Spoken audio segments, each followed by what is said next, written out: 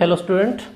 तो आज की क्लास के अंदर हम करने जा रहे हैं फिजिकल वर्ड एंड मेजरमेंट यानी कि फर्स्ट यूनिट के कुछ एक न्यूमेरिकल जो प्रीवियस ईयर के अंदर आए हुए हैं और कुछ ऐसे न्यूमेरिकल जो आने वाले एग्जाम के अंदर या एग्जाम के लिए क्या रहेंगे, आपके लिए एक्सपेक्टेड रहेंगे। तो स्टार्ट कर दें फर्स्ट क्वेश्चन से। तो पहला पॉइंट मैं आपको बता दूं, कई बार एग्जाम में क्वेश्चन पूछा जाता है 1 एस्ट्रोनॉमिकल यूनिट की वैल्यू बताएं। सबसे पहले 1 एस्ट्रोनॉमिकल यूनिट होता क्या है? ये लेंथ की लार्जर यूनिट है और सन और अर्थ के बीच का जो गैप है, एवरेज डिस्टेंस है सन और अर्थ के बीच में, उसे क्या बोलते हैं? एस्ट्रोनॉमिकल यूनिट बोलते हैं। और इसकी वैल्यू होती है 1.496 इंटू 10⁻11 मीटर। इसी तरह सेकंड टर्म है 1 लाइट ईयर। 1 लाइट ईयर क्या है? सन रे, सूर्य की किरण एक साल में कितना डिस्टेंस ट्रेवल करती है, उसे क्या बोलते हैं? लाइट ईयर बोलते हैं। और ये है 9.46 इंटू 10⁻15 मीटर। थर्ड पॉइंट है पारसेक। पारसेक भी लेंथ की लार्जर यूनिट है। वैल्यू कितनी होती है? 3.06 इंटू 10⁻16 मीटर। होता क्या है पारसेक? ये एक सर्कल है। यदि सर्कल के ऊपर हम एक आर्क ले ली और वो आर्क किसके बराबर है? एस्ट्रोनॉमिकल यूनिट के बराबर है। और यदि उसने सेंटर पे एंगल बना दिया 1 सेकंड का, तो उस सर्कल की जो रेडियस है उसे क्या बोलेंगे? 1 पारसेक बोलेंगे। क्या बोलेंगे? 1 पारसेक बोलेंगे। तो 1 पारसेक इज इक्वल टू क्या होता है? 3.06 इंटू 10⁻16 मीटर। कई बार एग्जाम में पूछा जाता है 1 सल्ज क्या होता है? सल्ज मास का ही एक यूनिट है और ये होता है 14.7 किलोग्राम। कई बार पूछा जाता है Chandrasekhar limit 1 CSL। Chandrasekhar limit 1 CSL is equal to होता है 1.4 टाइम्स मास ऑफ सन। एक होता है सेक, SHAKE, टाइम का smaller unit 1 shake is equal to 10⁻⁻8 second होता है। 10⁻ क्या होता है? -8 सेकंड। एक होता है सोलर डे। सोलर डे यदि सूर्य के चारों ओर पृथ्वी एक चक्र पूरा करती है, सन के चारों ओर अर्थ एक चक्र पूरा करती है, वो क्या होता है? 24 डे यानी कि सोलर डे।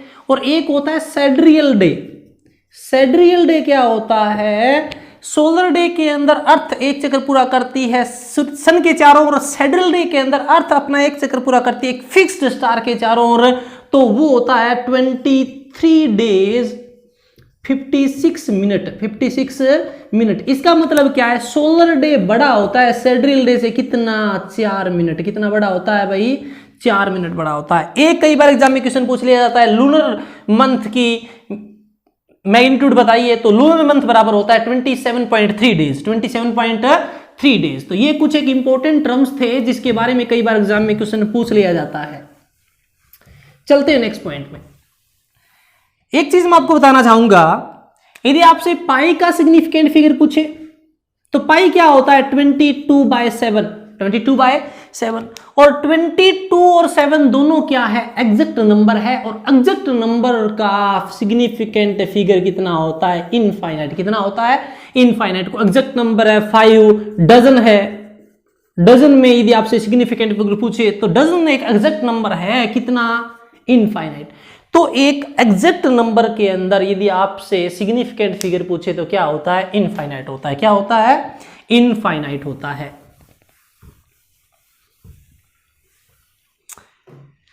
नेक्स्ट क्वेश्चन देखिए,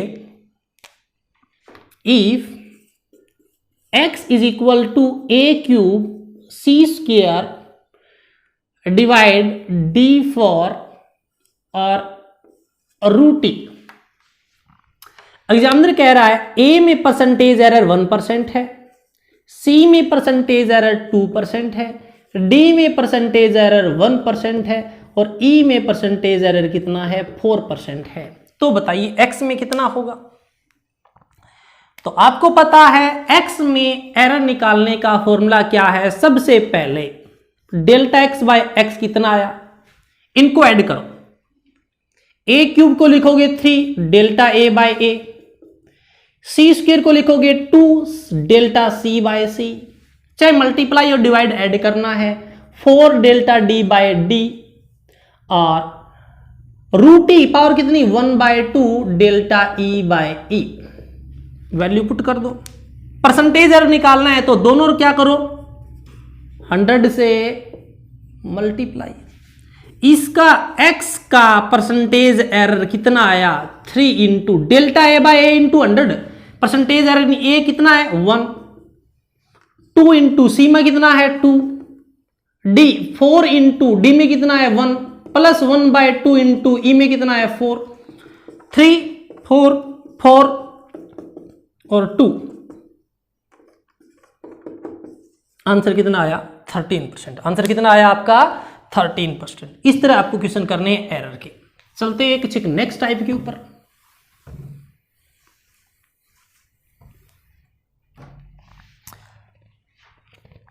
इसके बाद क्वेश्चन देखिए, if linear mass density m is equal to x by F है। If linear mass density is equal to x by F है, वेहर m मास है यानी कि लीनियर मास डेंसिटी है। कौन सी डेंसिटी है लीनियर मास डेंसिटी। f क्या है फोर्स है। एग्जामिनर पूछ रहा है x का डायमेंशनल फॉर्मूला बताइए। x का क्या बताइए डायमेंशनल फॉर्मूला बताइए। तो m लीनियर मास डेंसिटी क्या होती है मास पर यूनिट लेंथ।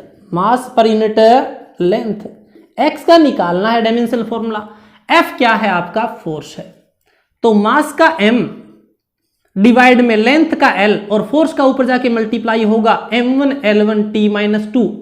l से l क्या हुआ कैंसिल तो क्या आया m square l0 t minus 2। This is the dimension formula of x। This is the dimension formula of x। एक बार फिर से सुन लो, यदि linear mass density is equal to x by force तो x का निकालना है। लीनियर मास डेंसिटी और फोर्स के डायमेंशन फॉर्मूला को मल्टीप्लाई कर दो, किसका आ जाएगा आपका x का आ जाएगा। किसका आ जाएगा आपके पास x का आ जाएगा। इसी तरह एक और क्वेश्चन देखिए,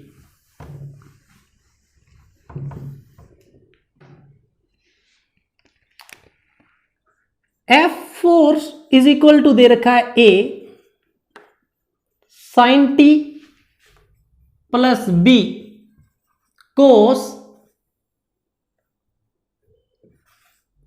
dx ये दे रखा है। यहां पे t टाइम है और x डिस्प्लेसमेंट है और a c b और d ये सारे के सारे क्या हैं कांस्टेंट है। सबसे पहले डायमेंशनल फॉर्मूला निकालना है a बाय बी का। a बाय बी का ध्यान से देखिए, प्रिंसिपल ऑफ होमोजेनिटी लगाइए। यहां पे होमोजेनिटी प्रिंसिपल क्या कहता है, किसी भी फिजिकल फॉर्मूले के अंदर हर एक टर्म का डायमेंशन फॉर्मूला क्या होता है सेम होता है। तो जो डायमेंशन फॉर्मूला f का होगा वही किसका होगा a sin ct का होगा, वही किसका होगा b cos dx का होगा। अब आपको पता है साइन के साथ क्या लगता है थीटा लगता है। क्या लगता है थीटा। कोस के साथ क्या लगता है थीटा लगता है और थीटा क्या है डायमेंशन लेस है। डायमेंशन है लेस है तो क्या आया f का जो है वही a का होता है और वही क्या होता है b का होता है। यानी a का भी f के बराबर है और b का भी किसके बराबर f के बराबर। तो रेशियो क्या आया m1 l1 t minus 2 a का फोर्स के बराबर और b का भी m1 l1 t minus 2 force के बराबर। एक दूसरे से कैंसिल हुआ तो a बाय b का डायमेंशन फॉर्मूला कितना आया m0 l0 t0। m0 l0 t0।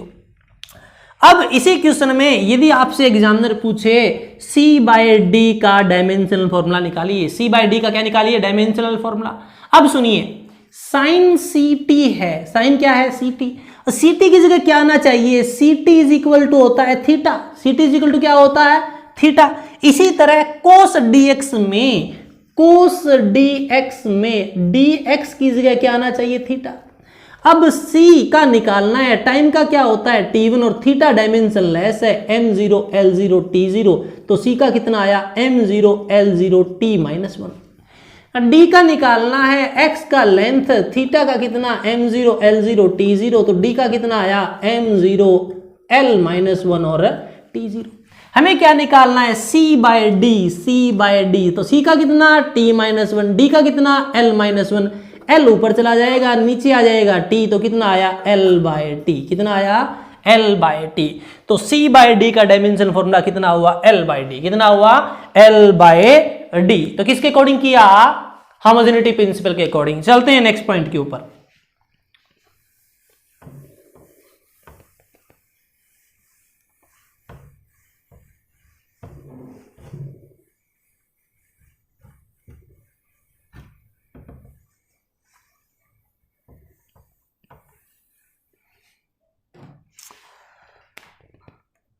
एक 1000 है और एक 1000 डेसिमल है, इन दोनों में डायमेंशन फॉर्मूला बताना है।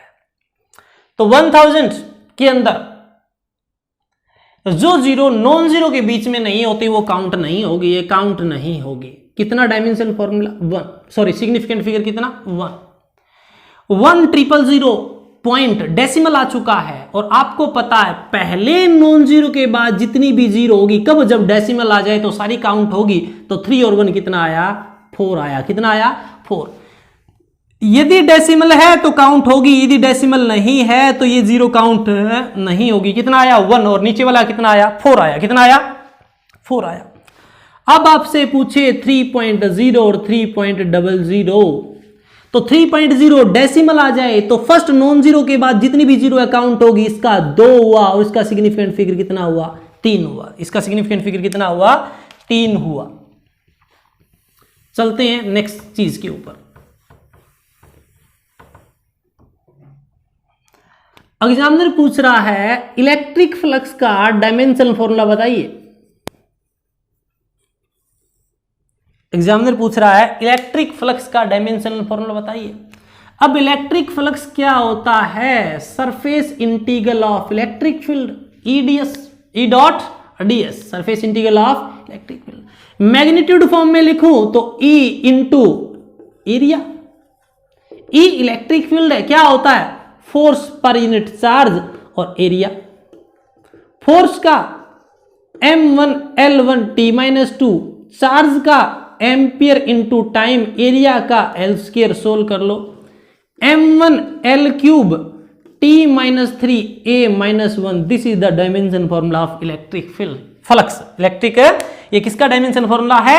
इलेक्ट्रिक फ्लक्स का डायमेंशनल फॉर्मूला है। इसके बाद सुनिए, कई बार एग्जामिनर पूछ लेता है, 4 ऑप्शन आपको गिवन होंगे, ईएमएफ की यूनिट बताइए। अब आपको पता है ईएमएफ इंड्यूस्ड इलेक्ट्रोमोटिव जो फोर्स है फैराडे लॉ के according E is equal to magnitude form में L is equal to DI/dt।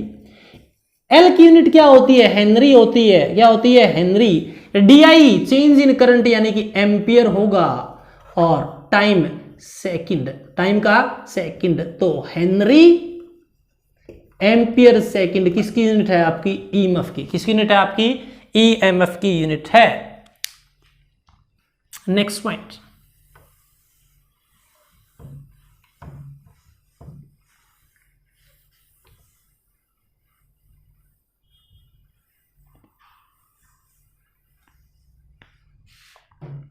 Next देखिए, V is equal to x divide C plus T plus V is equal to x divide C plus T, d plus में D divide में x², ये चीज दे रखी है।